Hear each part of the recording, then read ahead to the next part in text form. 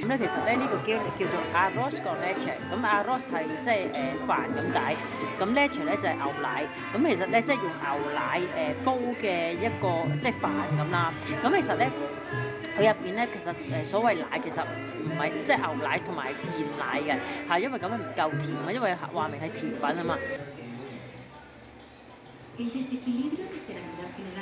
嗯，幾好食，因為其實我係中意咧佢入邊嗰種嘅肉桂味啊。即係好似個甜品咁啦，細細杯，咁就唔係貴喎，3000蚊 peso，即係等於6蚊港紙，咁就一杯細細地，但係其實唔錯。其實哥倫比亞嘅甜品好多都好甜，但係咧呢個咧我覺得幾特別，因為用飯整成，唔係因為我特別中意食飯，但係我就覺得唔使成日都係麵粉先咯，咁呢個叫 arroz con leche 唔錯。